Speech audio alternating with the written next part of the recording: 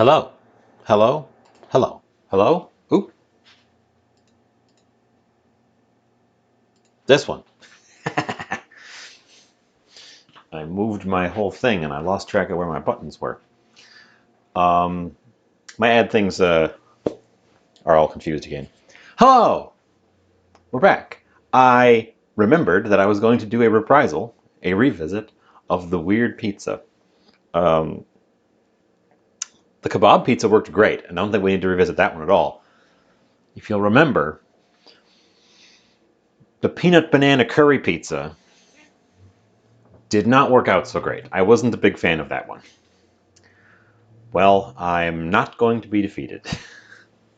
So we have, this time, a more ripe banana, so I won't have to deal with them being starchy.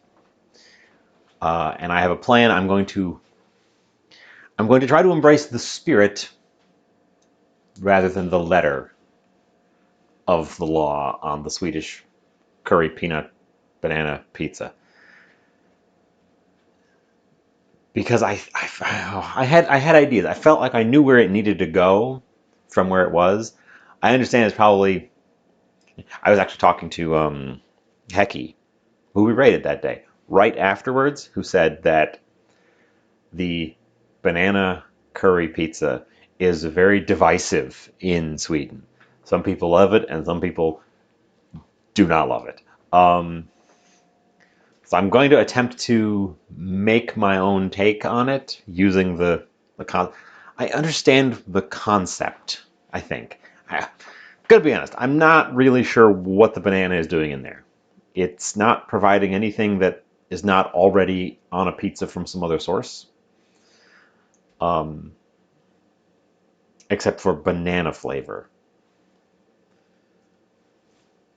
No, I'm not 100%. But I've got a banana.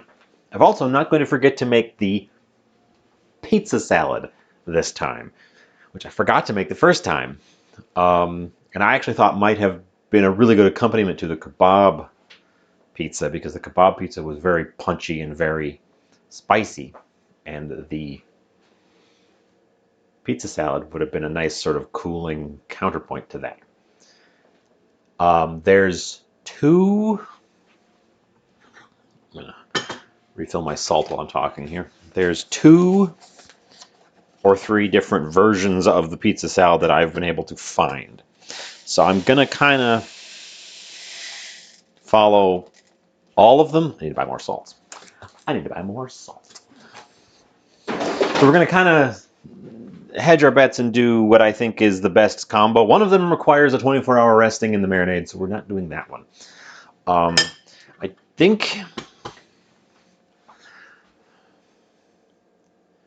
think we're going to combine the salted one and the hot water bathed one, just to use the hot water to rinse off the salt.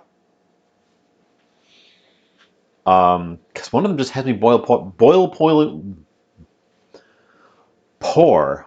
Wow, lost that sentence completely. Pour boiling water over the raw cabbage in a colander, so it just runs through. Which I guess is to wilt the cabbage, but then the one of them has a salt it, which just wilts the cabbage. And I think you just want to rinse the salt off after you've done the wilting, right? Shining Spear, you are officially first. Boop. You get the boop of the day. Congratulations, you're first. Welcome in. Let's get started on the cutting board.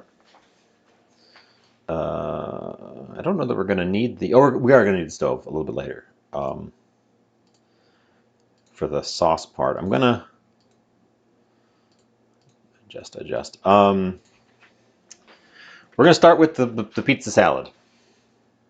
We're going to start with the pizza salad because I think it will benefit from sitting and resting a bit.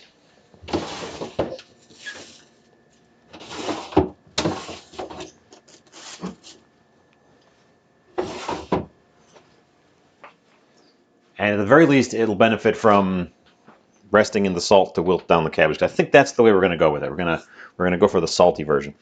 I have two kinds of cabbage, so I'm going to use both. We're going to make it fun and multicolored. I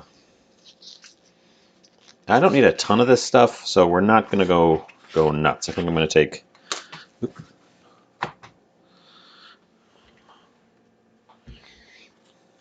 two off the purple guy.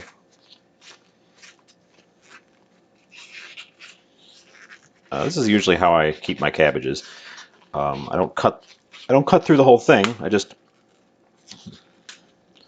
snap the leaves off as I want to use them, because then this bit stays for sometimes months in the fridge without even really changing. And sometimes the outer leaves get kind of wilty, and then you peel them off, and the ones underneath are basically brand new, fresh, ready to go.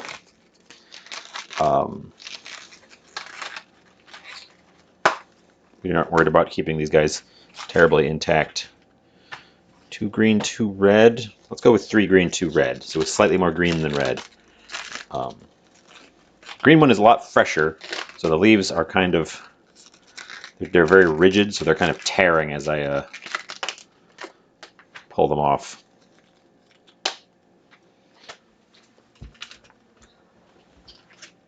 Okay. And then we just have to shred these guys up.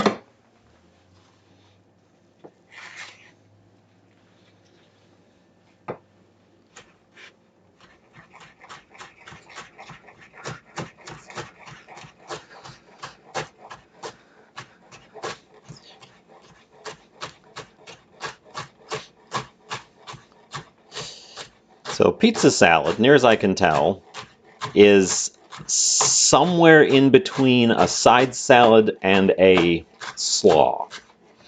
The only vegetable in it is cabbage. I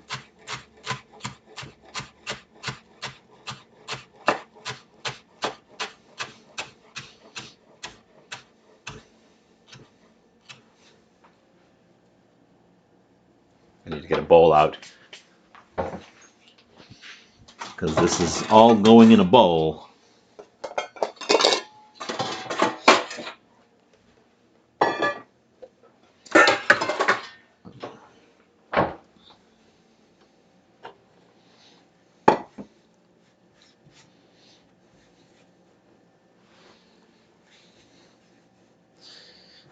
I'm intrigued by the concept of pizza salad,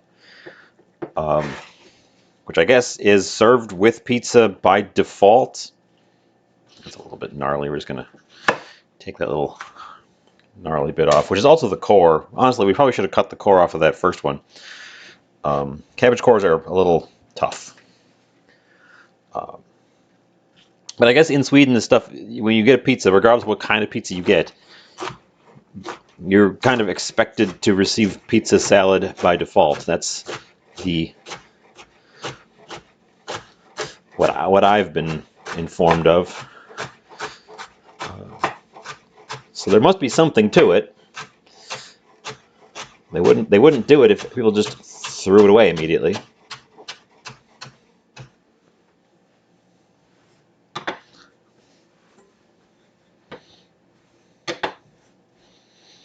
But it's spiced differently than like a coleslaw. It's not just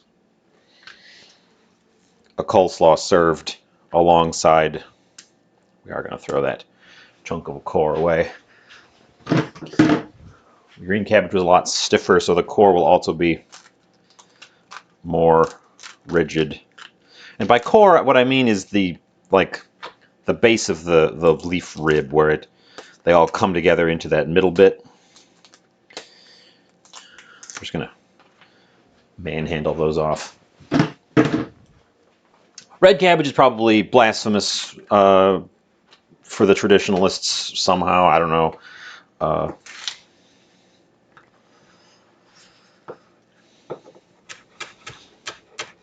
The recipes I found all call for white cabbage, which I think is just green cabbage that has all the green parts taken off and is like the center bit. So, who really knows? I'm sure somebody knows. I haven't taken the time to look it up. Speaking of taking the time to look stuff up, boy, did I get in an argument with some idiot on Facebook today. Yes, I've been drawn back into the stupid Facebook arguments. Yes, I know it's bad. Yes, I know you shouldn't do it. But there I did. And I bring it up because as their ha, gotcha moment against me, they posted a link to the New York Post and said, here, from your own far left New York news.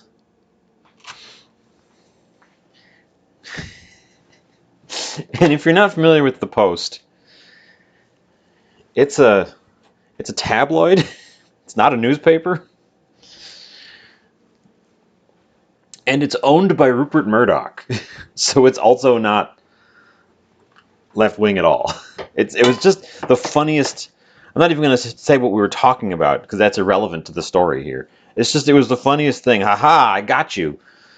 And it was the New York Post. Bizarre. I don't want to dive into politics unless people want to talk about politics because it makes people real sad. It makes me real sad a lot too.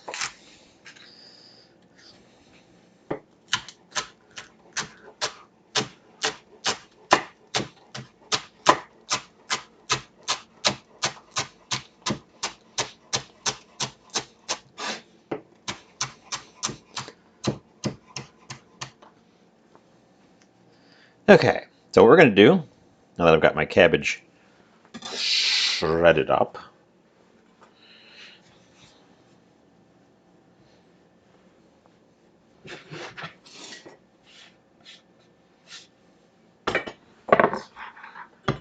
is first of all, mix it with itself so that the reds and the greens are intermingled.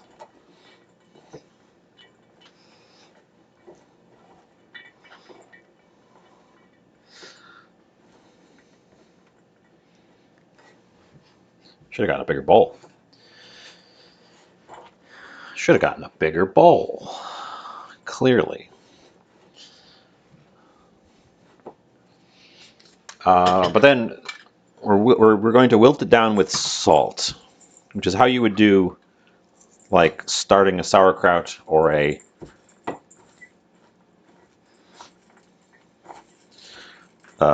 kimchi, fermented cabbagey thing, is you pack it with salt, which draws the moisture out of the cabbage. We're not going to leave this in here long enough to do anything like either of those, but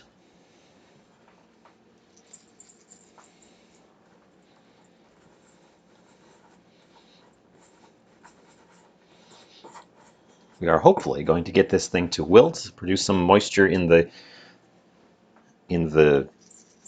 bowl here, and then I'm going to rinse the salt off. I'm going to not forget to rinse the salt off because otherwise this will be too salty. But I wanted to get this started so they would have the most chance to do this while we go do other things. So we're just going to set this aside to sweat it out while we fuss with the rest of our lives. I don't know how long things are going to take today. That is an open question. That is an open question. So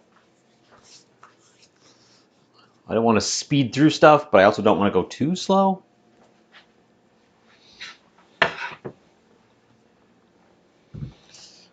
Banana. Let's open this banana in the correct way. You hold it like this with your hand. You grab this end, not this end, this end. And you peel the damn banana. And there you go. Perfectly peeled banana. There's no controversy. You always open it from that end. If you're not opening it from that end, you are doing it wrong. I think I need half of this banana. I think we're doing half the banana in the sauce and half the banana in as a topping. Hi, Bookwoman. Welcome in. Yes, I'm sure I did. I don't open bananas a lot on camera here, but you always open it from the nub end, not the stem end, because when you open the stem end, it likes to flex. It doesn't want to break, so you get that sort of flex where you sort of mush the end. It'll break eventually, but it always breaks if you pinch it off that the nub end. That's the weak point. Let's see, what else do I need? We still have some of our tomato sauce mixture from last time. I saved it in the jar here. I don't have to open up a brand new one. We've got pizza dough. Let's open this up. I've had this for a million years. It might be too dried out to use.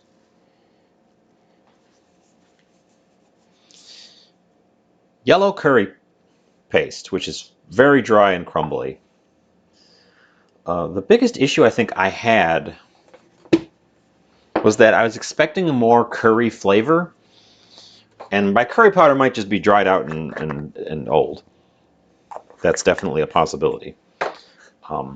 But I want to try to amp it up and almost make the sauce itself into a curry. And I want to get it infused with some banana as well. So we're going to do that.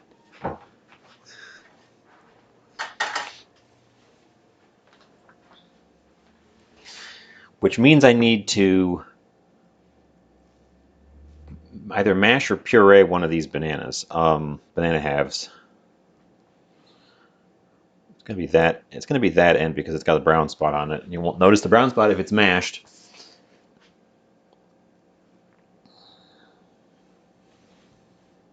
Yeah. So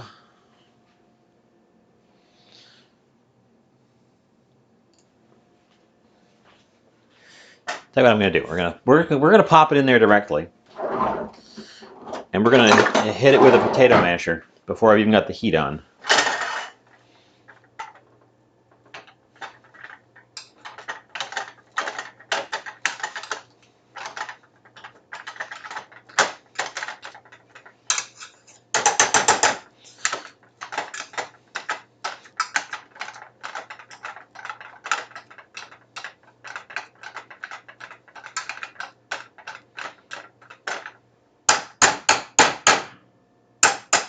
Okay. Mashed banana, a generous, it needs to be about a ladle's worth, but I can't get the ladle into this jar, which is where I saved our pizza sauce from last time. So I'm going to just kind of eyeball a ladleful plus a little bit.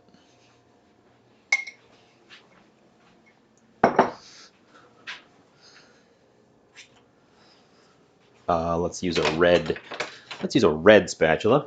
When working with tomatoes, it's usually advisable to use a red spatula because the red in the tomato will stain your white spatula, and it'll end up with a weird sort of off orange color.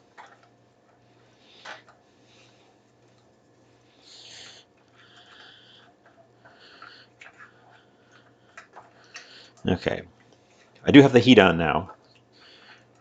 We will try to get this combined. We're gonna build this towards a target, and then kind of hold it once I reach a good flavor, and then I'll prep other ingredients and stuff. But I want this to be like curry forward. Curry forward. And I don't use this curry paste enough, really, for things. So this is a good place to sort of use some of it. We might have to add a little bit of liquid to this. I don't really want to open up a can of coconut milk just to add a dash to this. We also might have to go through and really give it a second mashing. I don't want the bananas to be real chunky. I want them to be more infused because we're going to add banana chunks to as a topping.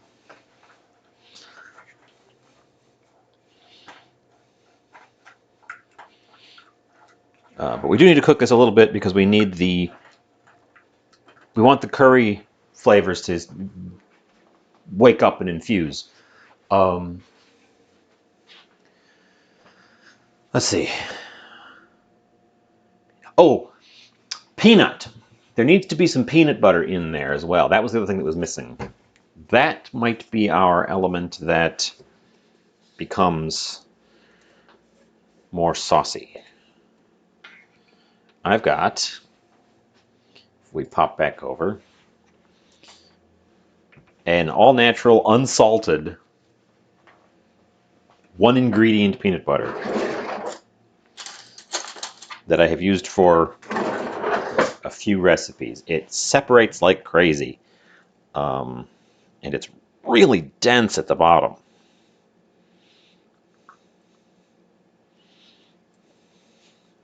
And I don't really like it in terms of an eating peanut butter, so we're going through it very slowly, but this is the perfect application for it because I can add some peanut. Now, I don't want to add too much. I'm stirring it up because I don't want just a big glob of oil at the top. But I don't want to add too much because peanut's a pretty assertive flavor, and I'm worried it'll drown everything else out if we just big dollop of peanut butter in there. But that was another problem I thought I had with the peanuts didn't really jump out as a topping. They were kind of just this weird textural element. I want to taste them. I want these flavors that it promises in the name of this thing to be prominent, to jump out, to maybe not slap you in the face, but make themselves known. So we're leaning into the curry, we're leaning into the peanuts, and we're hopefully leaning into the banana. I know you can use banana in ways similar to tomato.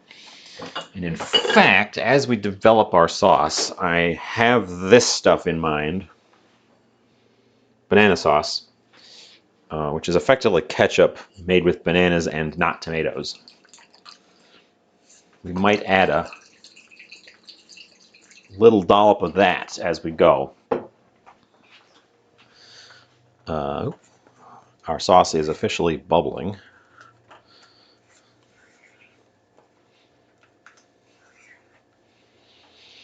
I probably should make sure there's nothing in the oven and then preheat the oven too, since we are going to want to bake this thing eventually.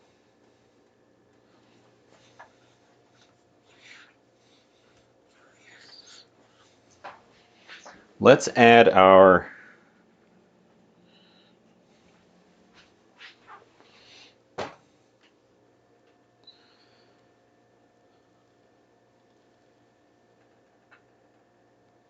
dollop of peanut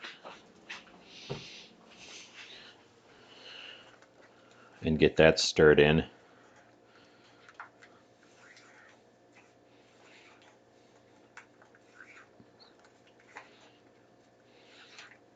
Well, it immediately smells peanutty. And I think, before I say I think and then add something to it, I should give it a chance to meld together and then taste it before declaring this needs something. It might not need something. The color is significantly different already.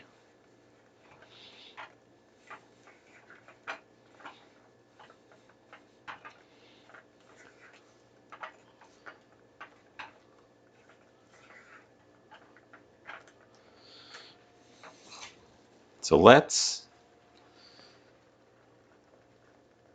give it a little taster, see what we're working with.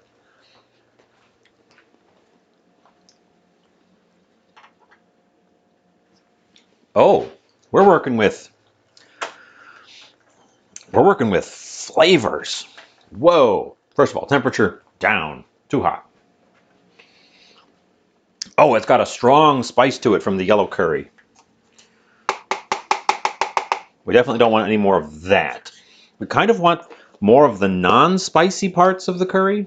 This curry has garlic, lemongrass, salt, shallot, galangal, red chili, there's the spice, coriander, kaffir lime, curry powder, uh, cumin, cinnamon, turmeric, cardamom, and nutmeg. I feel like we want... Okay, one thing I know is I'm going to take this little jar of curry powder and just empty it in there because I've been trying to kill this thing for ages, and this is just enough to amp up what we're working with here. It's an old jar of curry powder too, so it's lost a lot of its flavor just by sheer age. Does this need a pinch of salt? It might. We didn't salt any of the things that are in here in advance. And I didn't previously salt our sauce because it was just the tomato sauce, but now it's a major flavor element we're working with, so I want to make sure it actually tastes good. So a bit of salt.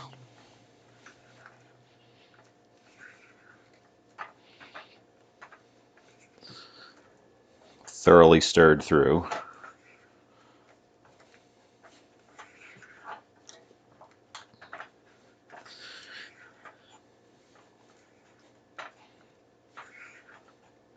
I might even give it another little scoop of tomato, because the remaining tomato, because the tomato is the wettest ingredient we've got, and that would loosen it up. It's a little bit thick.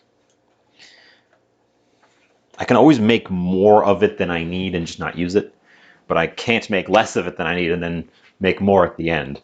So I want to make sure I have both appropriate flavor and an appropriate amount for actually dressing up a pizza. And not a ton of extra, because what the heck else am I going to do with this stuff?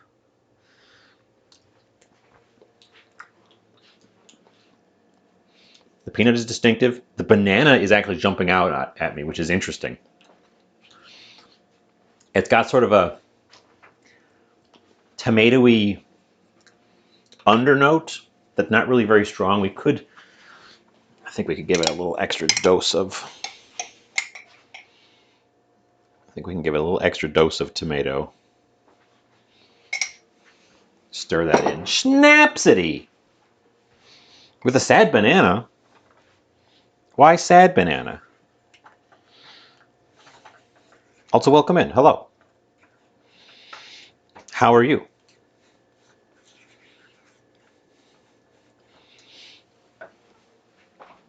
Oh, and an ad just started.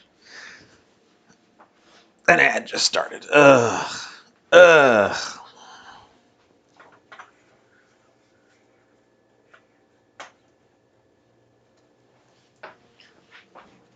Which means we've reached a half hour. Curry paste is potent.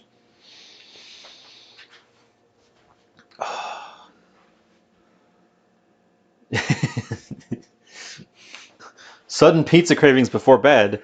That's not when you want to be eating a pizza. It'll give you weird dreams and heartburn. I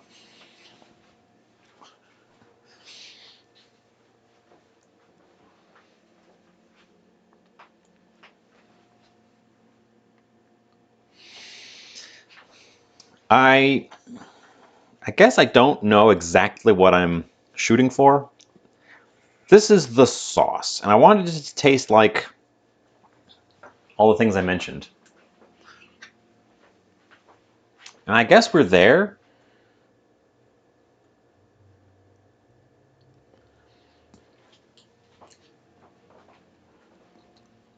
Much more tomato forward now. Do we add... What else goes into this? Banana pizza. Weird Swedish thing.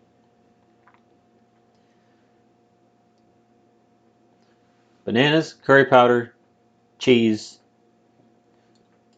ham, peanuts. God, there's so many weird variations of this. Every time I look this up, I get a different list of weird variations. For example, sweet banana pizza with white chocolate. Chicken tandoori and banana pizza. Which is in the same vein here. Because it's a curry. Tandoori is tangential. I don't know. What do you think? I mean, you can't possibly know what I'm working with here.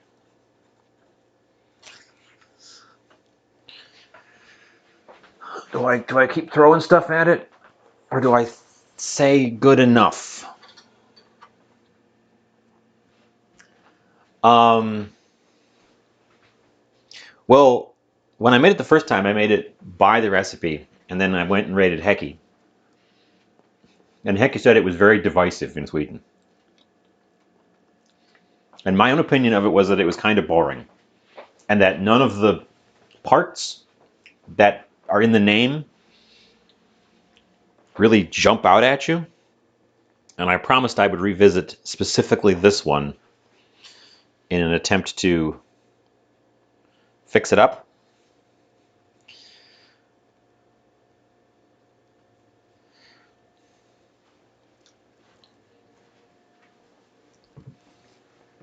Good peanut butter, though. Please, if you've got other weird pizzas, I would love to try making them. And then, when I hate them, try to fix them like I'm doing now with this one. Drop them in my suggestion box, which is on my Discord, which I will go link for you. Because I have a link for that.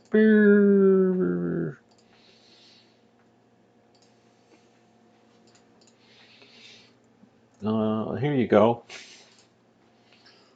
I'm always looking for more suggestions.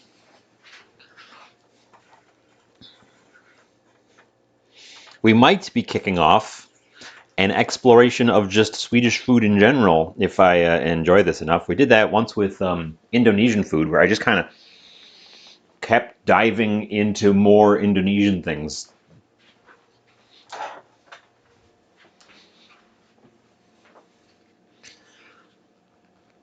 But I don't know much about Swedish food. Wow, this is really glued shut.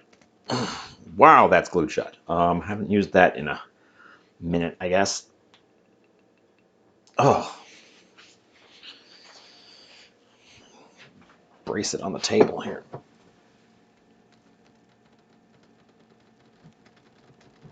Oh, it's not moving at all.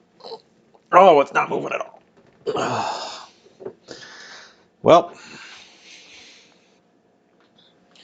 I think maybe the tomato ketchup is just not invited to this party.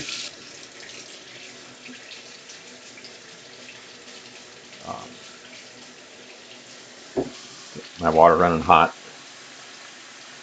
See if I can't loosen it up. I would like a little dollop of this in there. Not too much, just a little dollop.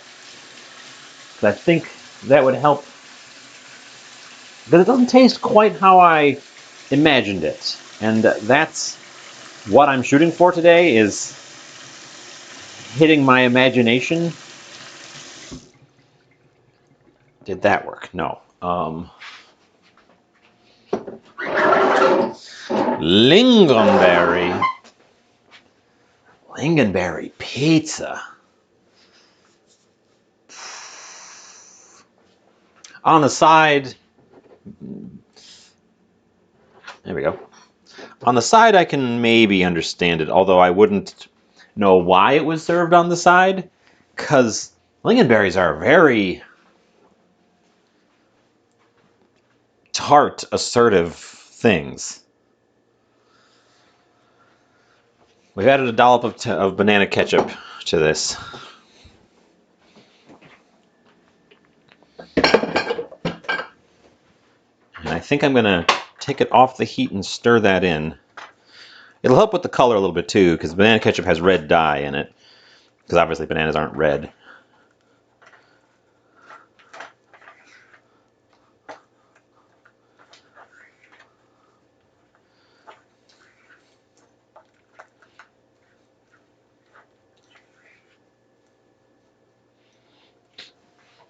Okay. One last little taster. And I think I'm going to set this to the side to cool off.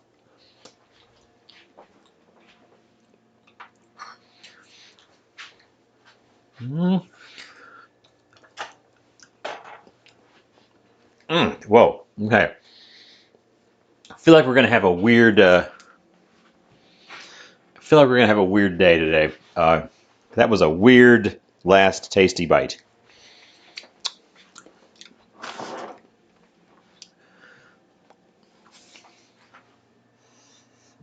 And then I guess we're gonna start cutting up ingredients.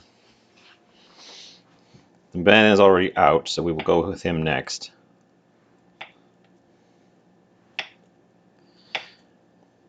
I think one of the problems I had last time was that the banana was not quite ripe enough, and that I cut it too thick. So we will be cutting it thinner this time. And I made sure that this guy could fully ripen before today. The last one I literally bought that day, and it was the ripest one I could find at the store. And it wasn't quite fully ripe when I ended up needing it. We're also adding some vegetables to this because I was really missing some other vegetables.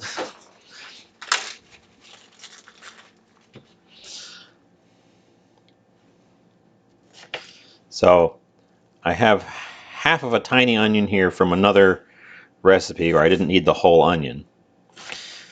So we're gonna have some onion on it.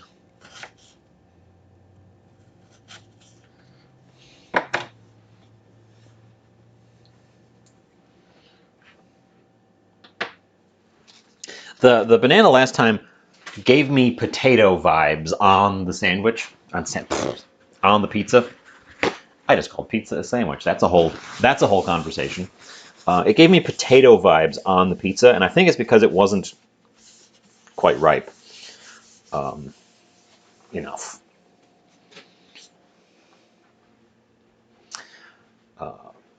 But yeah, we are definitely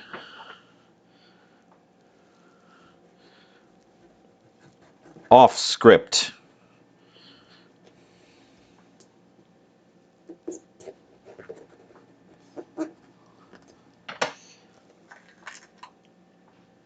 I wish you would have been here last time. I could have asked you tricks and tips. Did I forget to post the pictures in the Discord? I might have.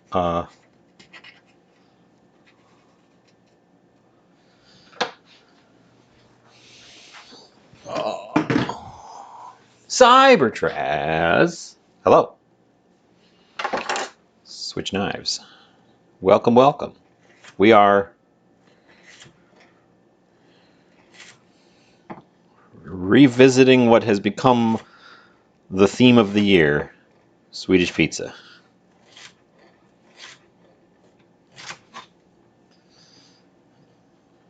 I want about as much pepper as I have onion. Because I don't want either of these to overwhelm our pizza.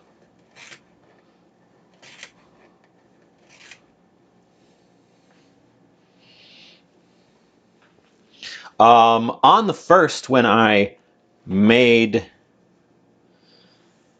the banana pizza and the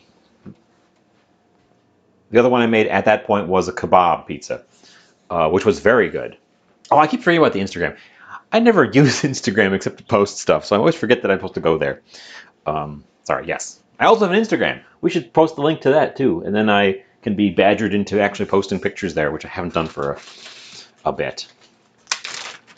So I've only tried those two, and I know kebab pizza is very popular, not even just in Sweden, just as a sort of general popular option. And I made my own Turkish kebab out of ground beef because I didn't have any ground lamb, which is a little bit hard to find and often kind of expensive around me. I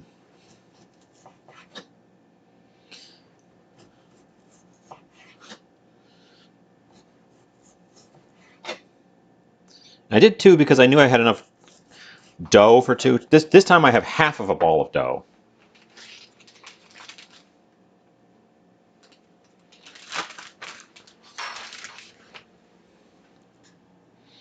I'm also going to shred these guys up a little bit more. I might have cut too much.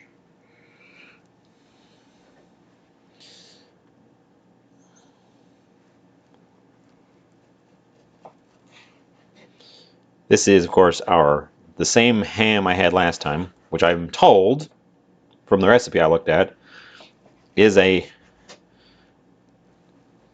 common addition. I wanted to be in much finer pieces, though.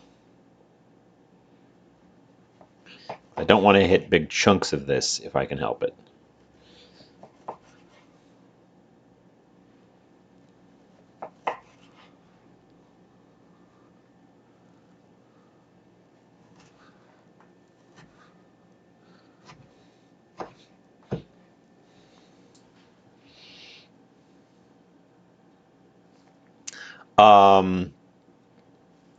So it's salad with banana. No, it's pizza with banana. But I am making a Swedish style pizza salad to go with it, which I forgot to do the first time. We have some mixed color salted cabbage, or cabbage being salted over here, just wilting down a little bit. We will rinse the salt off, we'll dress it up. It gets an herbed vinaigrette like topping, and then it's served cold alongside the pizza.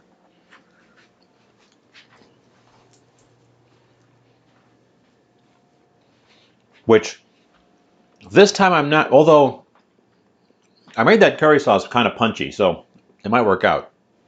I thought that it sounded like it would be an excellent accompaniment to the kebab pizza from the first time, because the kebab pizza ended up quite both heavily spiced and quite spicy because I put hot peppers on top of it,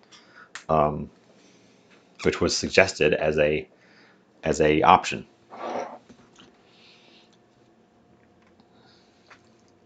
My oven is hot, so we can start pizza assembly whenever.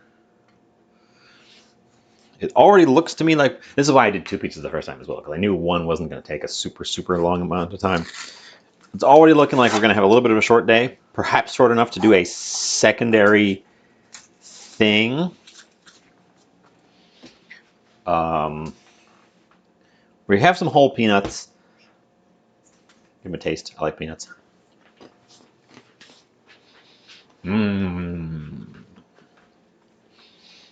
Because I want everything to be more. I just wanted everything on the pizza to be more than we had the first time. We just want to amp it up, pump it up.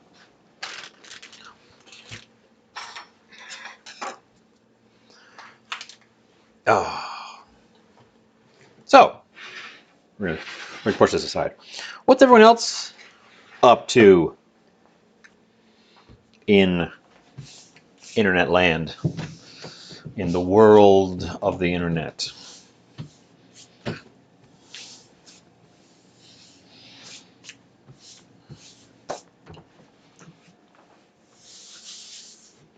Sizan wants a moisten. I prepared this time.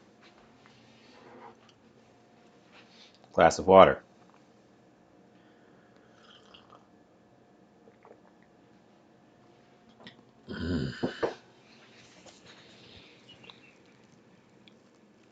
Moist.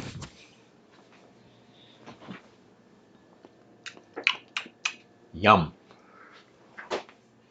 Trying to survive your first week after vacation. That is a struggle.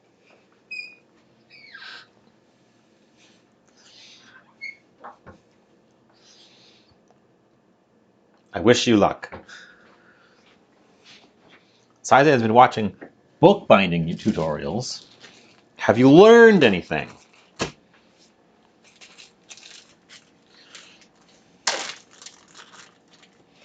We need the flour tower. The Tower of Flour.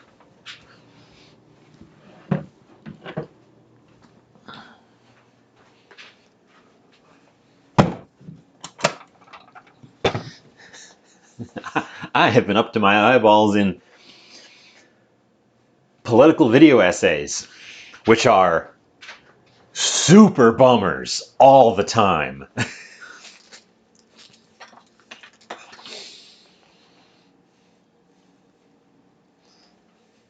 But I've learned a lot from them.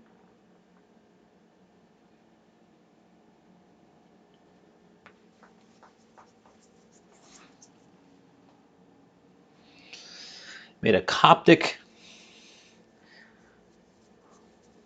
bound sketchbook out of scrap material from the house. Nice.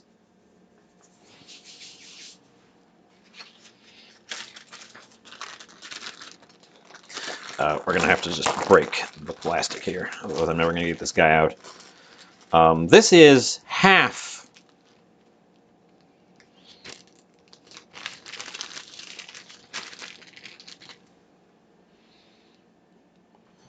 of a ball of dough that I used the other half yesterday. And I slapped this half in a bag so that we could use it today. So we can make just one pizza. These are little clumps of dry flour that got embedded in it because I had to flour the thing yesterday when I was working with it. Oh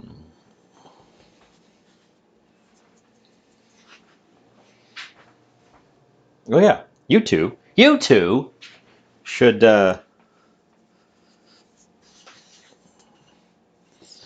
a book conversation.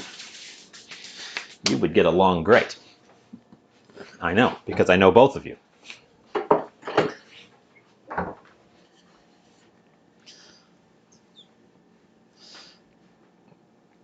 Okay, so this has been, oh yeah, look at that bubble. I got to get rid of these bubbles. This one has been out of the storage since yesterday, so it has had some chance to further develop and rise. So we do have to get some of these bubbles out of it for sure, so I don't have a big balloon form in the oven when we bake it. But also, I have to roll this guy out because we need it to be big enough to become a whole pizza.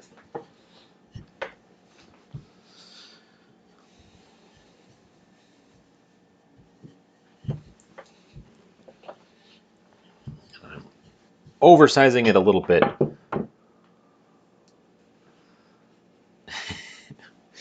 Pop the balloon. I'm oversizing it a little bit because I somehow I made it square. I know it's going to contract a little bit as it just sits here. Because since it has had more of a chance to rise, the glutens are a little bit more developed.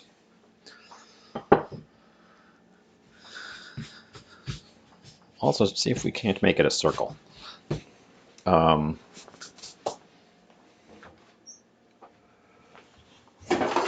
Because it's got to fit on this pan. It's slightly bigger than the pan. So we can kind of tuck the long way in.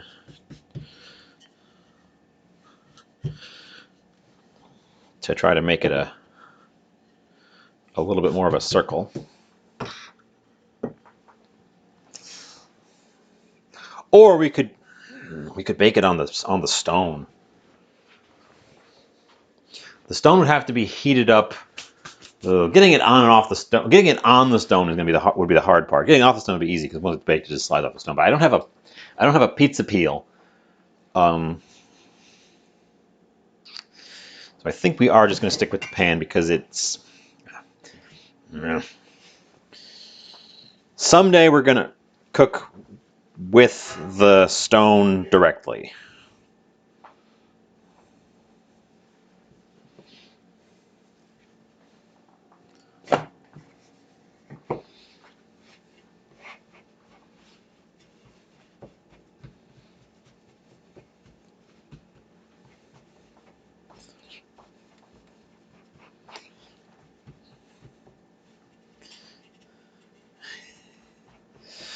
Well, the stone is really nice.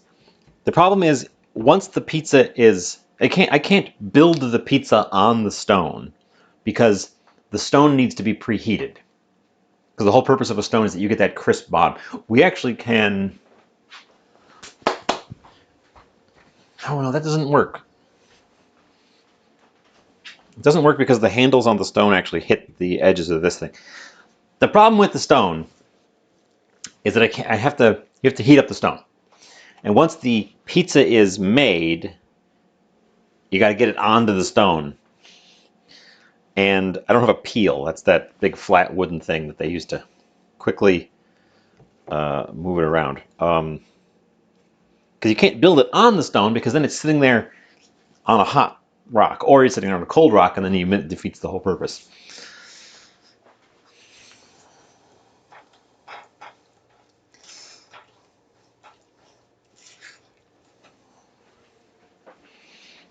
Okay. Sizan and Bookwoman are talking about books.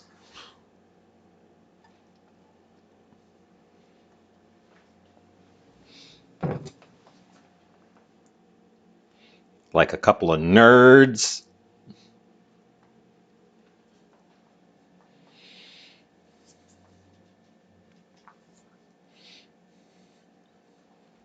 I jest.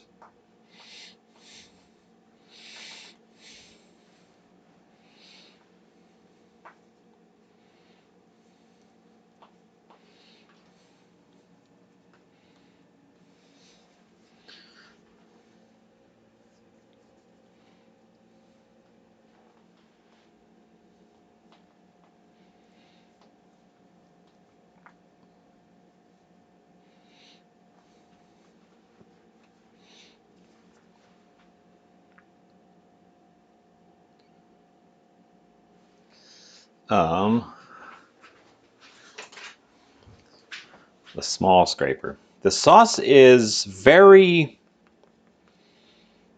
paste-like, and that's definitely the banana and the peanut. Is peanut butter common on pizza where I live? No, not at all. Never heard of it before. Literally never heard of it before.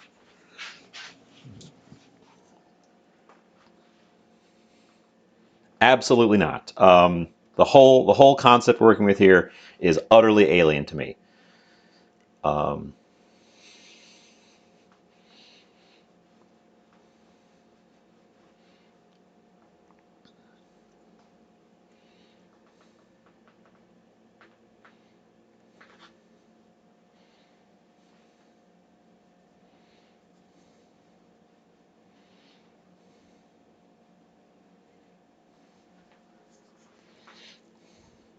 well, the reason I included peanut butter here. Now, remember, this sauce is not just peanut butter. This is my own sauce that has some peanut in it. The reason I've included it here is because I wanted to incorporate the peanut from the banana pizza, the curried banana pizza, which the recipe I initially worked with had just peanuts on top. I wanted to incorporate that flavor more, so I included peanut butter in the sauce here, but it caused the sauce to become very thick and pasty.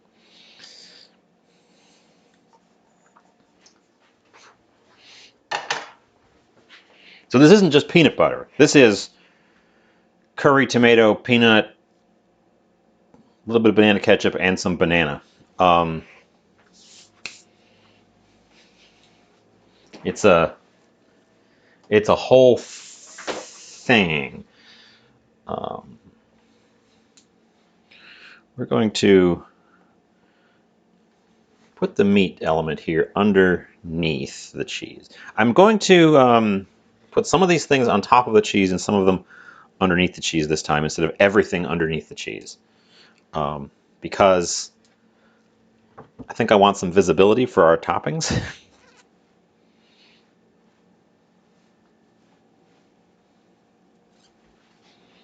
Yes, thank you. Thank you for throwing the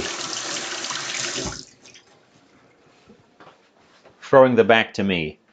It's more common without. That's weird because the first recipe that I found when I looked it up had peanuts. So I assumed that it was a typical thing. So I included peanuts. And I found them to be a strange choice where I could hardly taste them and they provided a texture that wasn't very appealing. So that was one of the biggest hurdles I came up with for this, was how to incorporate the peanuts where I could taste them and they behaved.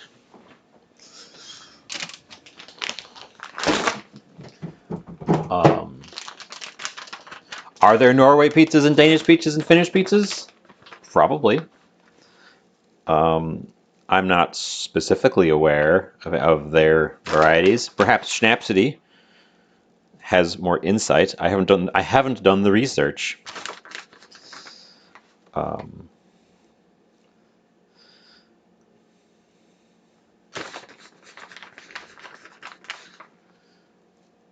Expensive.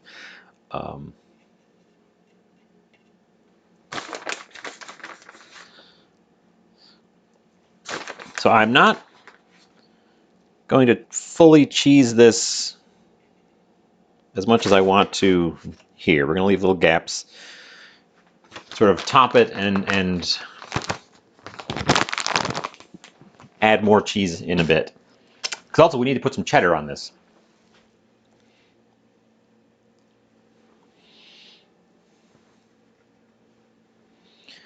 How did I find the Swedish one? I have heard of this specific thing, the banana curry pizza, online because it is considered to be such a strange thing. It shows up in like the list of the weirdest foods around the world type stuff.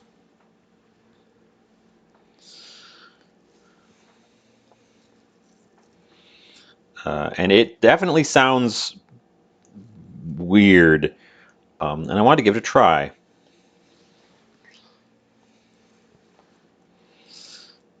I've never really explored Swedish cuisine aside from the pizzas here and smorgastorte. Smorgastorte? I know I interact with a bunch of Swedes here on Twitch. There seems to be a pretty healthy cohort of, yes, the spelling that Schnapsity has provided. The one that I don't know how to make those characters happen. I don't speak Swedish, if that's not clear. But I know that there are just community resources around me. Heck, the emotes that Schnapsity keeps using are from Hekume, who's like big time important Swedish streamer.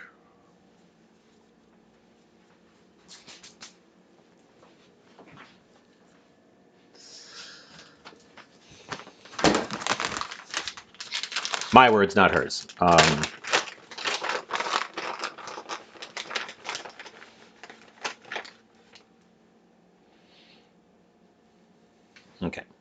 So we're gonna hide our illicit vegetables that I've added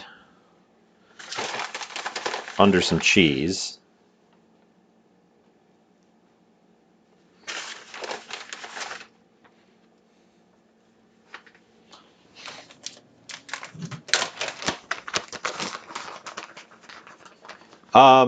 No, two cheese. I just have two different cuts of mozzarella. It's just mozzarella and cheddar. We just had some thin shredded mozzarella, but not enough, so I have some thick shredded mozzarella. So two cheese, which is my understanding is that is the norm, mozzarella and cheddar. I'm using a Wisconsin cheddar, so that's probably not the norm. I'm sure that in Sweden they're using an actual, like, English cheddar, because cheddar itself is not very far away by comparison.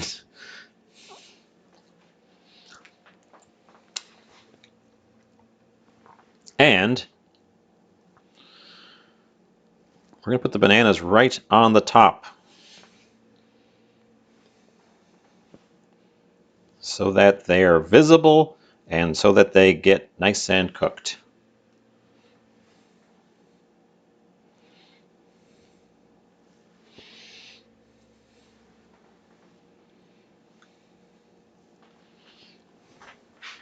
And now, should I add just whole peanuts? I'm still kind of debating that. We got the peanut in the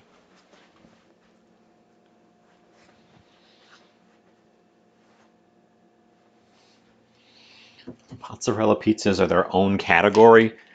That's okay. Now that's strange.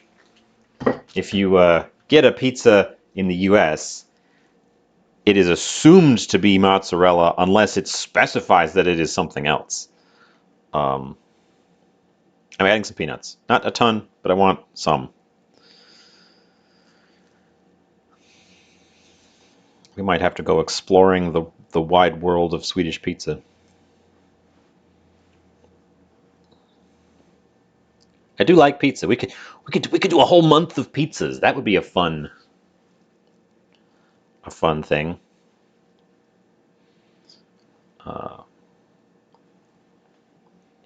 Chopping these and sprinkling them would probably have been the easy way to go, but I guess I'm committed to doing halves now.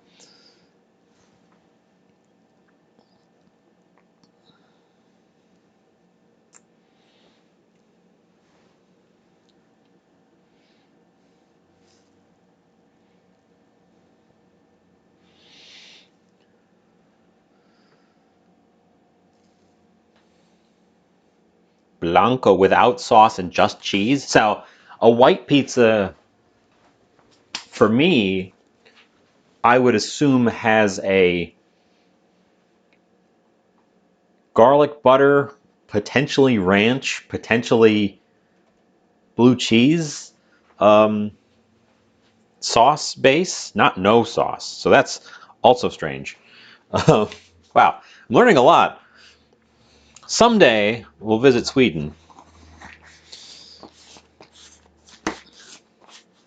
Yeah, so if you said white pizza to me, which is blanco, is just white in Spanish. But if you said white pizza, it's probably white in Italian too. I would assume that there is a white sauce, not no sauce.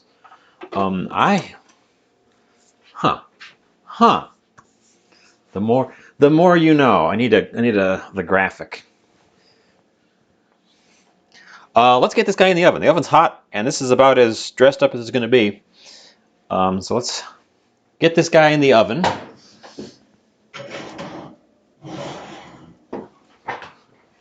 We will take it out when it looks done. I'm not going to time it because I have no idea how long to time it for. We're just going to keep an eye on it and do it when it looks done. And while it's in there, we're going to go back to our pizza salad and finish that up.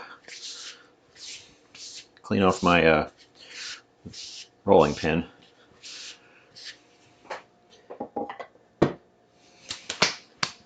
And clean off my Bianco? I don't know. I don't speak Italian either. I took a bunch of Spanish, and I know Blanco is with an L is white in Spanish, and I know Italian is close in some ways and very, very different in other ways. So,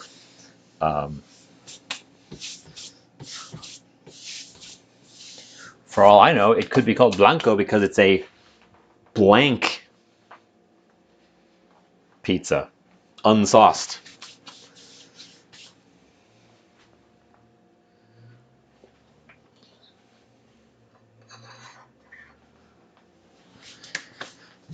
Okay, let's get our this. Wash my hands real quick.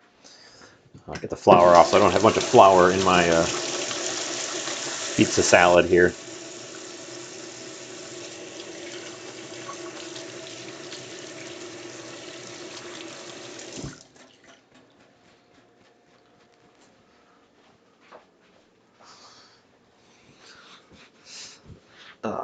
So I've thrown my towel on the camera. I have obviously not followed the instructions and used a mixed colors of cabbage here. Oh well. Put the flour tower away so I don't knock that over. So what we need to do, what we're supposed to do, is boil some water.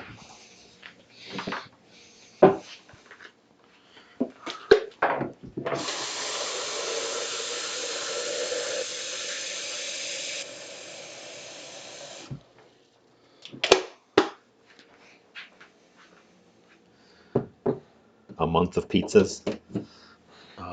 We'd have to come up with a whole mess of ideas for pizzas. So what we're supposed to do is boil some water, put this in a colander, pour the boiling water over it, and drain it off. And I am not insanely thrilled that that's the instruction here, but oh well. It will help us get our excess salt off of this. I think I'm combining two recipes here, and partly because I know we're not letting this sit long enough.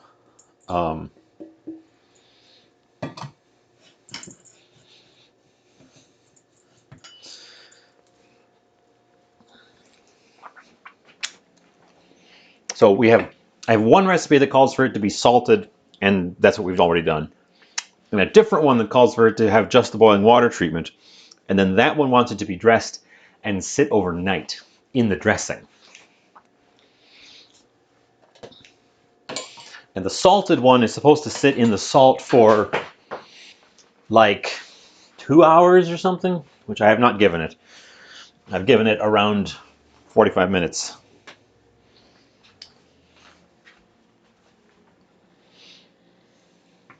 But it's definitely gone wilty from the salt. So I'm just kind of combining the two ideas to ensure that it's, because you don't want it to be raw crisp. You want it to be just a little wilty. Cabbage is pretty sturdy, and a little bit of boiling water just poured over it is not going to turn it to mush. It would heavily wilt something like spinach or lettuce or those sort of lighter greens. I also have a little bit of onion left over here that we didn't use on the thing. And I know this is improper, but I'm throwing it in the salad.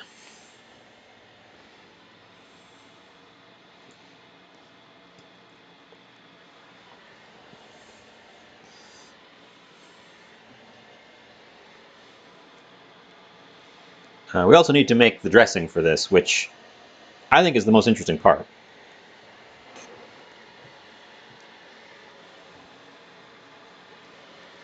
So while our water is boiling there in our kettle, Finnish pizza has a rye crust. Ooh, I'd have to make my own dough for that. I don't think I could find a rye pre-made.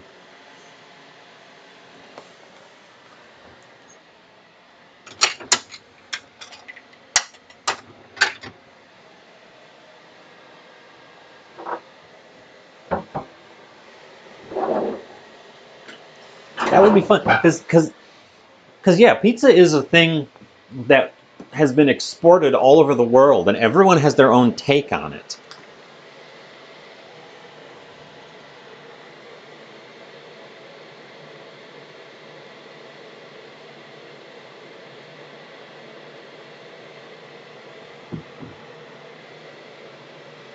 So it would be fun to sort of really like what I'm doing now today is me trying to reinterpret Swedish pizza into my own tastes, which isn't really an exploration of Swedish cuisine. That's what I did the first time. Um, but that'd be really interesting. Really, really hew closely to the.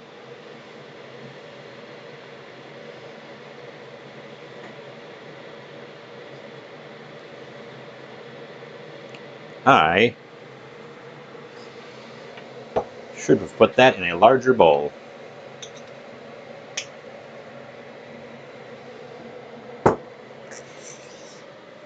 I guess we're getting an extra bowl dirty while I upsize our dressing to a larger bowl so that I can stir it without spilling it.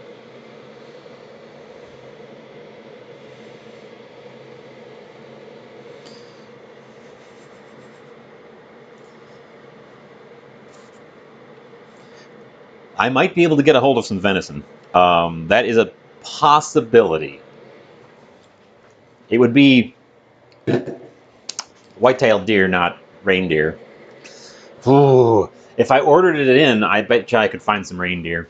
Um, if you guys start asking for exotic ingredients, we are going to have to step up the funding around these parts.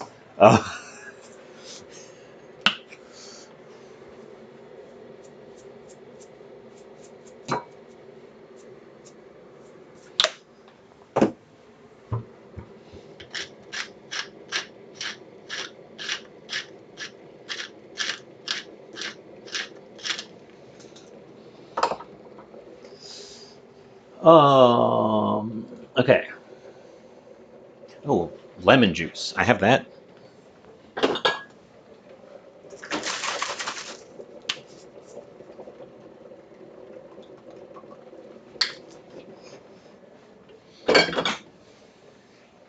Okay, our water has boiled. I'm gonna go take this over to the sink and do our wilting rinse with boiling water.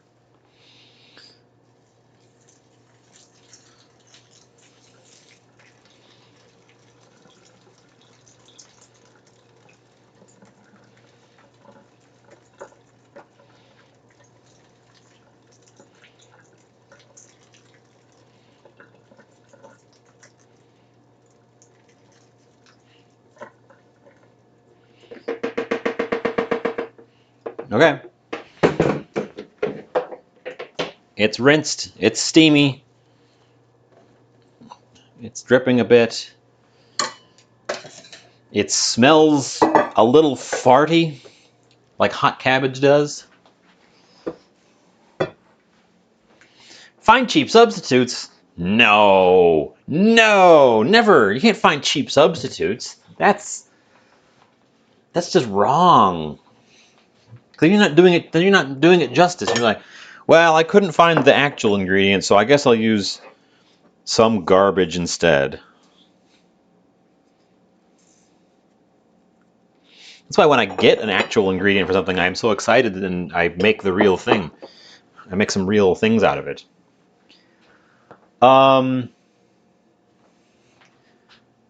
These call for sugar. The one calls for a ton of sugar, so I added just a pinch. They call for a bit of sugar in the dressing. They call for a ton of sugar in the dressing. I'm not gonna lie. I'm not adding that much sugar. I don't want this stuff to be sweet, sweet. Um, I'm also only going to do a tiny dash of red pepper. Garbage. No, I heard what you said. You said specifically, don't get the real thing. Get any old trash you can find on the street.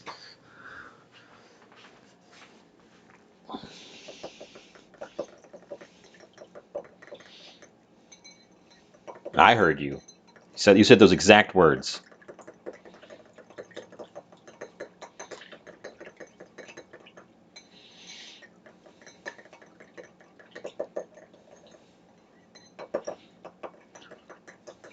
Okay, we have here. Yes, roadkill. You mean you? There you go. Uh, can't deny it now.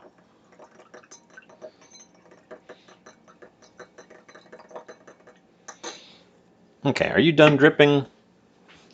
Ooh, ooh, we did the. I gotta get that in a little bowl. I love when this happens. I gotta show this off.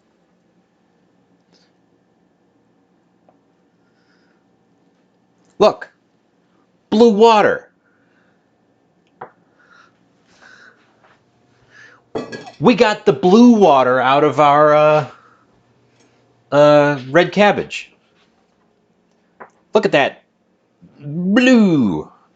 That means that our red cabbage is slightly alkaline right now. It's going to. Ooh, this is hot. It's got a lot hotter than I was expecting. I thought it was just going to run through it. It's supposed to be served cold.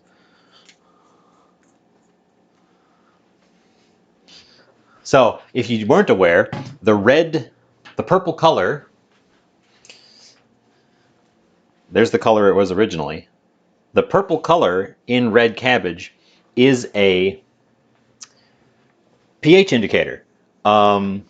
Oh yeah, Tiny Whisk. He came out to make our dressing for us.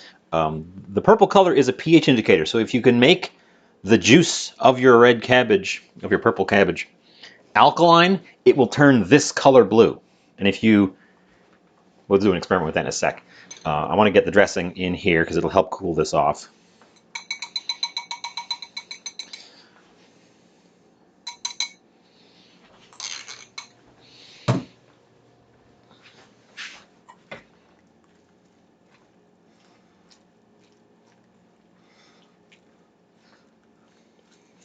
We can do experiments now. You can see it here. It's less pronounced, but the color is shifting as I stir in our vinaigrette.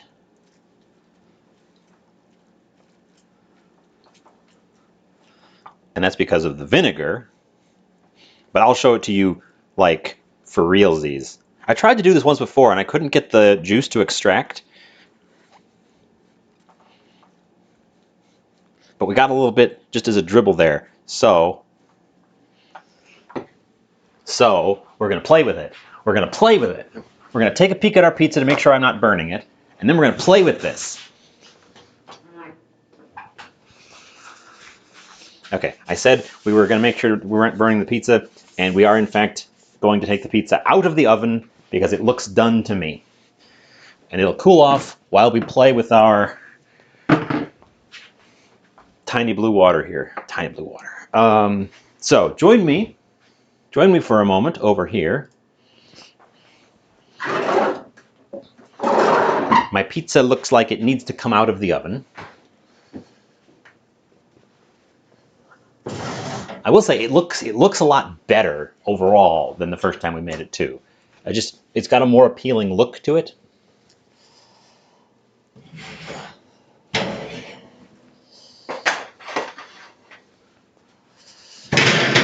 You can really see the bananas.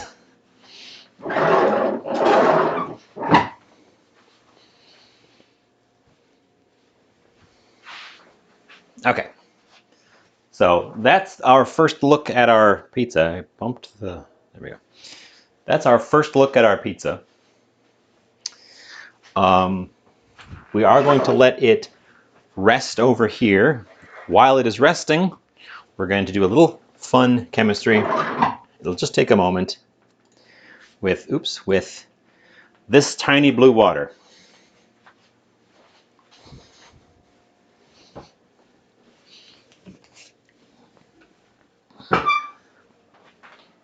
I have an enormous jug of white vinegar. I don't want to add any extra color to this, because I want to prove that it's just the thing itself doing it. So,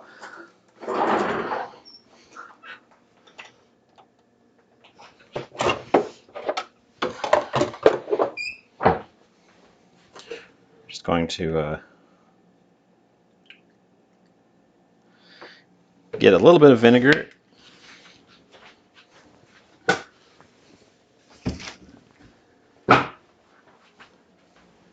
Now this should turn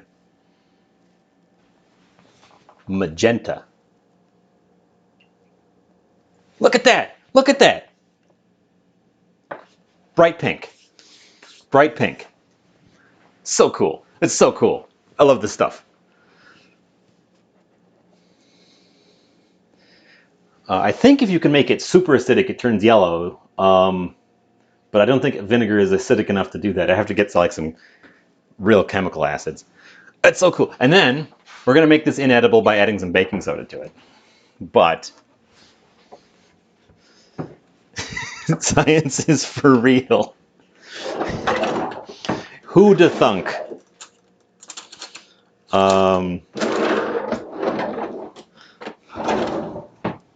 Let's see if it's going to fizz up like crazy when I do this, of course, because this is baking soda and vinegar. But look at the color change. Purple. Add more.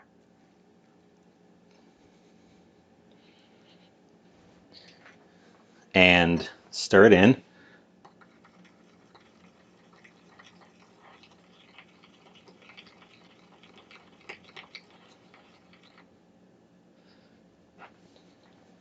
Blue.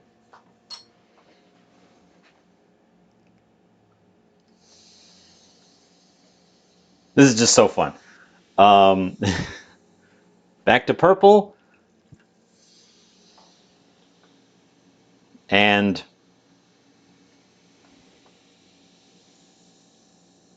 I don't have quite enough vinegar to take us all the way back to pink because I put so much baking soda in there. But we will end on a lilac purple color. I'm so glad we actually got. We're gonna have.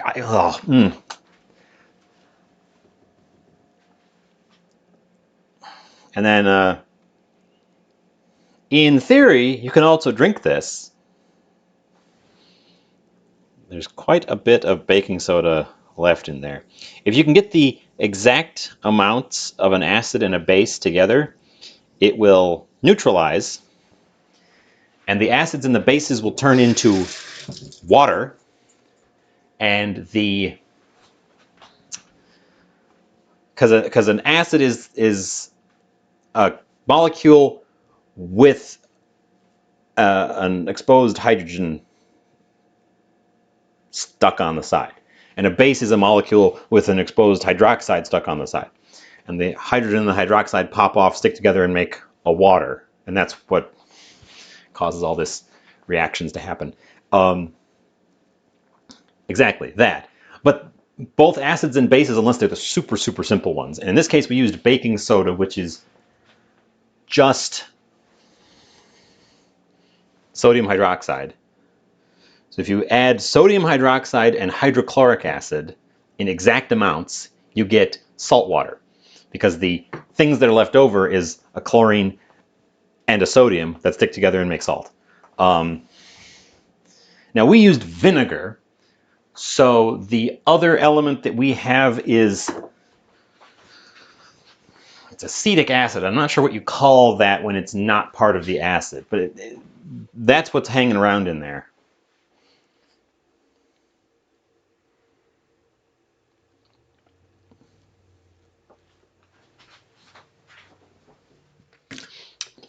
So I'm going to spit that out, but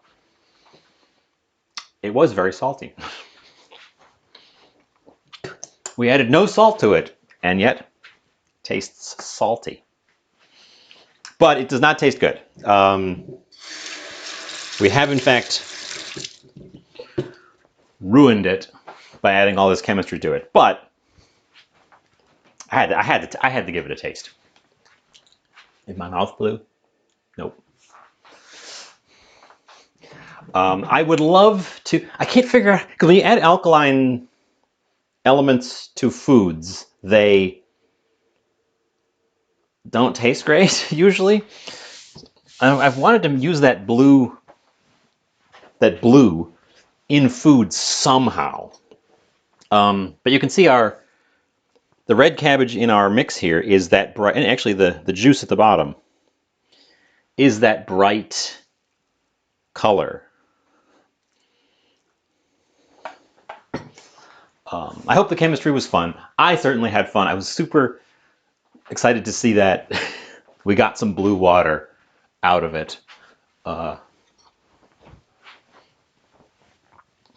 Because again, I tried to do that on purpose once, and I failed to get the extraction. I think you have to boil the cabbage to get the stuff to extract out. So where my boiling water bath was just enough to extract a little dribble of it. We should make blue soup. We should make blue soup one of these days, using that chemistry. And just be very, very careful to not make it really, really alkaline.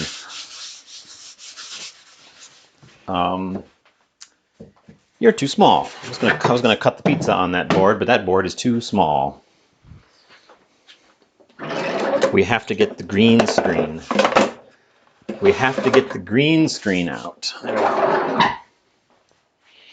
Is our pan hot? Yes, but not excessively.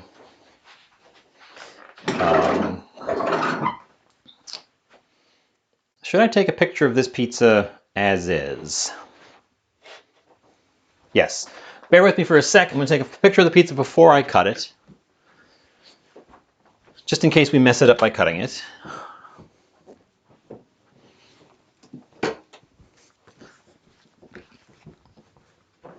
Get out my cutter, or my camera. Word that starts with C.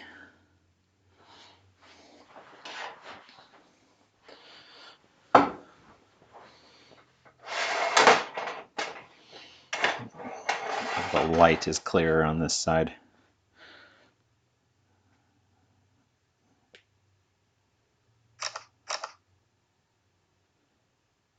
Unfortunately, camera has stopped. Okay.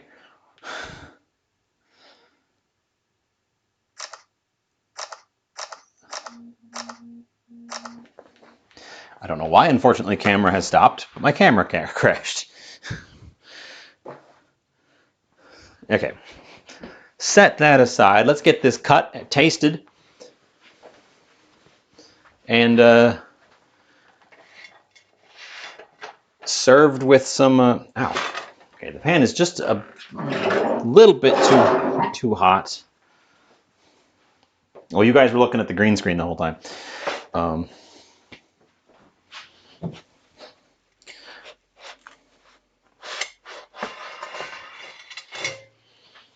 The pan is just a little bit too hot to handle.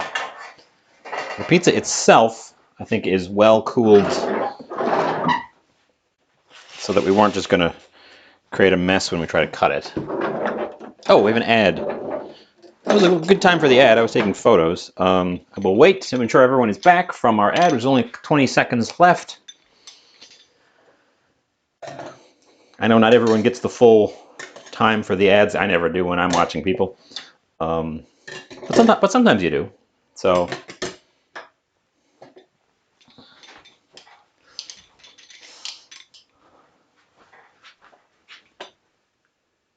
that one says we're back. That one says we're back. And the third one says we're back. Okay, here's our banana pizza.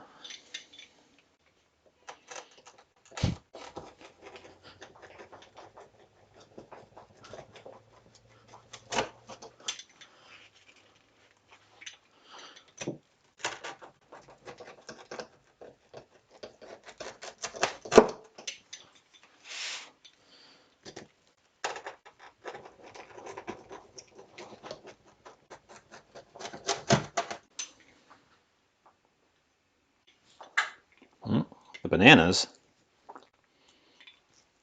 want to stick to the cutter.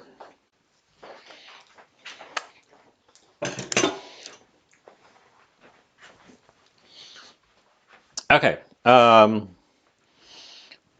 going to reserve this slice for photography. We've got a cheese stretch. I need to reserve 2 of these slices for photography. That one looks very picturesque. We're going to save that one. I guess it's probably going to just be the 3 on this side because I don't like having a piece right on the tip. Although that's going to be the one I taste because it's going to be the first bite is going to have banana in it, which I want to taste. So I think we're going to sort of save somebody's on the. We're tasting this one, and then I can figure out how I want to arrange them later. Oh, and we're going to taste this and then arrange it later too. I like these dishes where I can taste them and then do an arrangement for the photo afterwards so that I don't have to make you guys wait.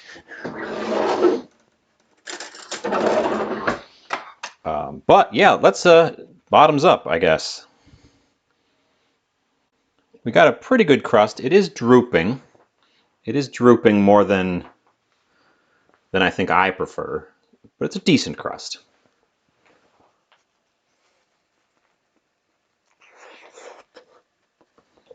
It is hot.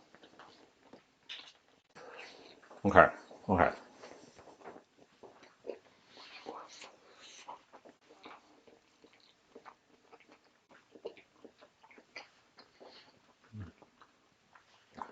Let the flavors wash over you. Mmm.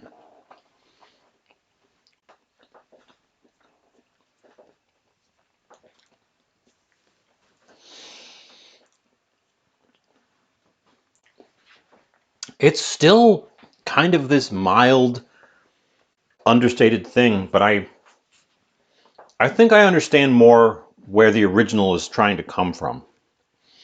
The banana, properly ripened, and also on the top where it's exposed, has changed in flavor quite a bit from just standard raw banana. It's warm and it tastes warm. It's not just like actively warm, but it has this like warming, like warm spices, like banana bread. So the sweetness is actually downplayed a bit by having it cooked this way.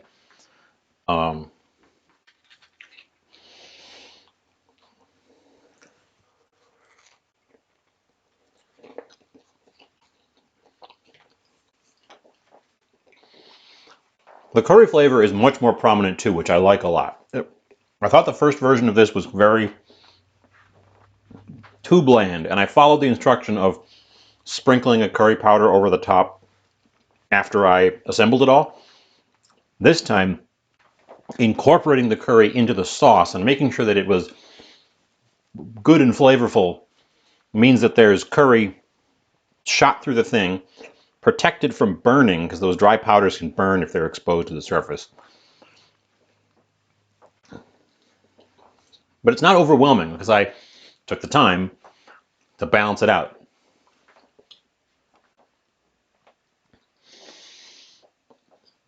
The cheese, I can taste the cheddar. The cheddar is definitely the more prominent cheese flavor. Mozzarella is kind of a very little flavor in general. But it's very subtle. There's not a lot of cheddar in there, so it's really sort of a subtle note. I like, this might be very anti-Swedish, but I like the level of spiciness that's in there. I used a hot curry and then diluted it out. So there's this underlying pepperiness that's coming through. We used a Thai, or was it a Vietnamese? Thai. Right the first time. We used a Thai curry base for it, so that's got more of a spice than like an Indian curry, in my experience at least. I'm sure there are spicy Indian curry mixes as well. Um, my additions of the peppers and onions are kind of, I like them, but they're not blowing my mind. I think you could leave them off and not miss them. I like that they're there, but I think you could leave them off and not miss them. And I like the little bit of smokiness of the ham. All the elements are there. The peanut is very mild. These pieces sitting out on the top actually have maintained their crunch, which is nice because the first time I did it, I put them under the cheese and they got kind of soft. Mm. It's much nicer. I like what we did here. I would make a few changes to it again already. But for my palate, I think this is a much more appealing dish than the first time. I don't know why I keep opening the fridge and looking at there. Um, Now, I'm on the side of most ingredients work. You just can't slot something in one for one with something else and expect it to work exactly the same way.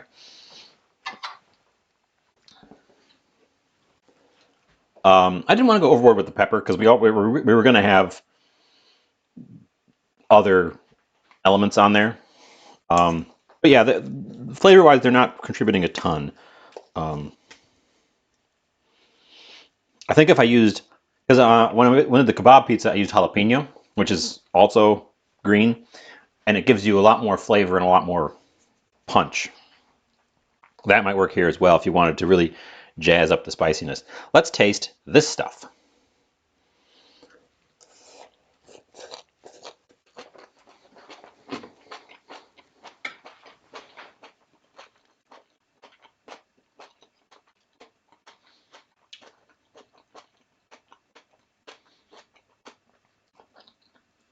That I really like. It needs a little bit more oregano.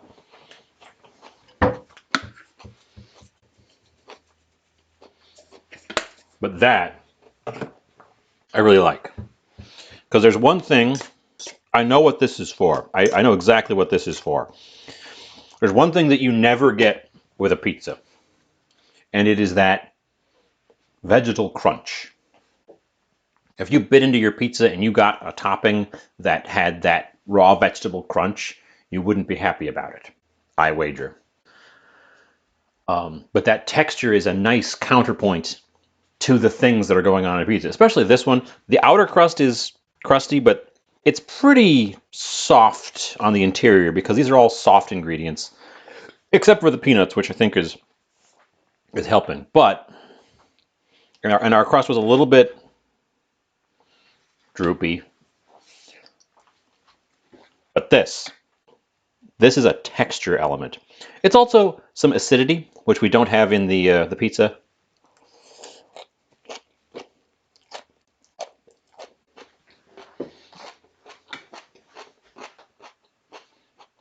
Mm,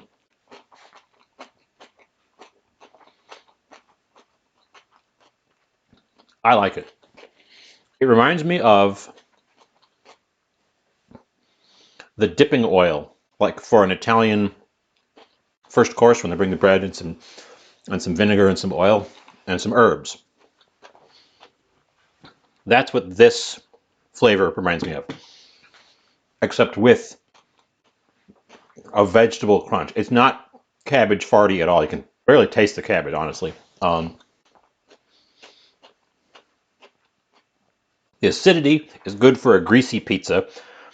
This pizza is not particularly greasy, but I know a lot of pizzas do get greasy, and having something like this that is acidic served with it to balance it out. This is the logic behind this is the same reason that they give you those little pepperoncinis in America with the pizza. Those little pepperoncinis are crunchy and they're pickled, so they're acidic.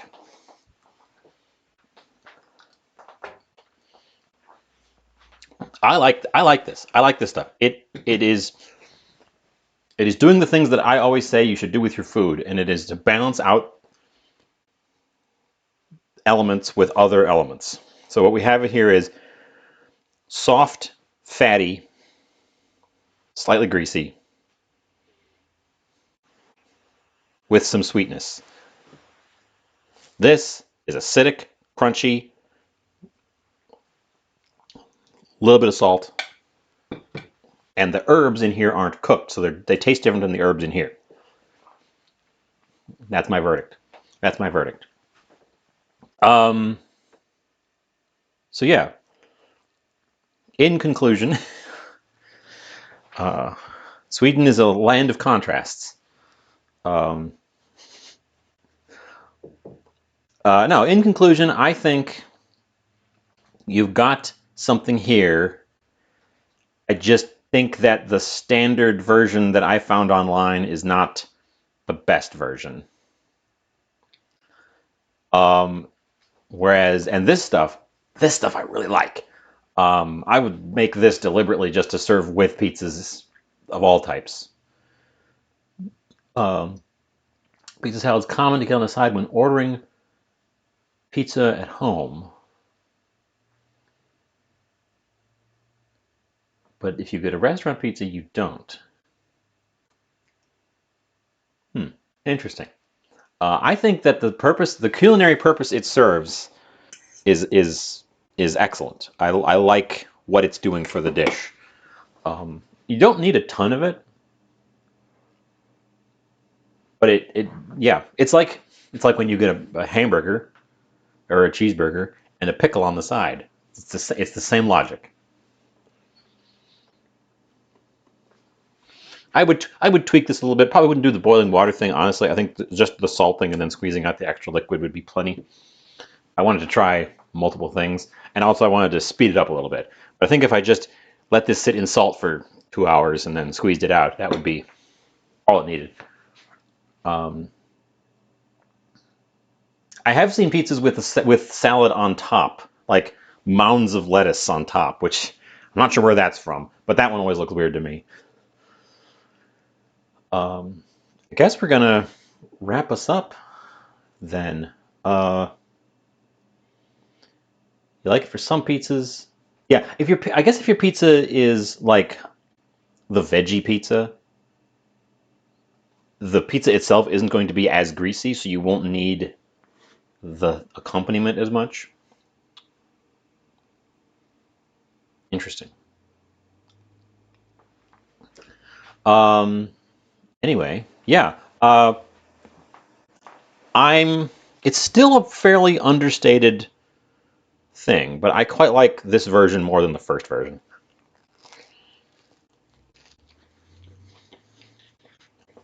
Mm. The banana is surprising to me. I never thought of cooking banana this way, and after our first experience with it, I was dubious about cooking banana this way ever again. But apparently, if you treat it right and you're careful with it, it does work.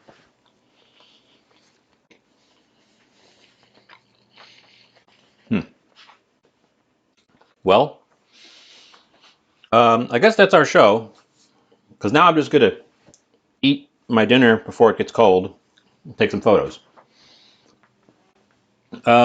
We just missed the 2 hour mark by the looks of it. So a little bit of a shorter show because I only made one pizza, but pretty happy with it. I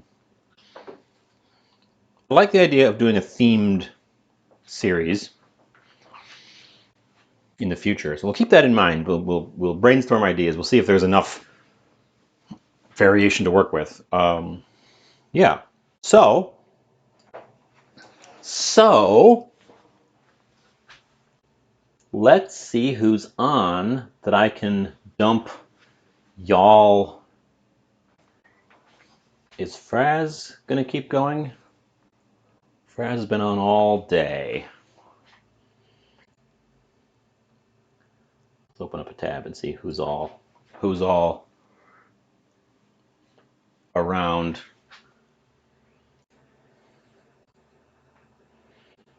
Princess Kimmy is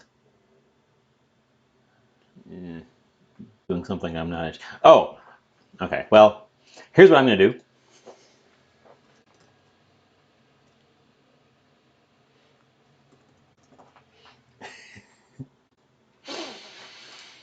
We're going to go raid our friend Shining Spear, who was here in chat earlier. Surprise! Um, he's playing Under Night. He does fighting games. He streams very infrequently and has no schedule that I've ever seen. But we're going to go say hi to him. We're going to go drop off at him. Because I hardly ever see him on, especially not when I'm streaming. He was first today. He got in and jumped on the first train. So yeah, I don't know what our next project is going to be, and it's not going to be tomorrow. I need to lay down a schedule. I would like to do something on the weekends, but I don't know when. I tried doing weekend mornings and it wasn't working out. And yeah, Snapcity, you should go to bed because it is, in fact, very late in Sweden. So, good night, Snapcity. Good night, everyone. Thanks for being here. Thanks for hanging out. Thanks for showing up. Thanks for sticking with me. I don't have a ton of cleanup, so it's going to be a nice light evening for me. I will see you next time. Then we push stop streaming.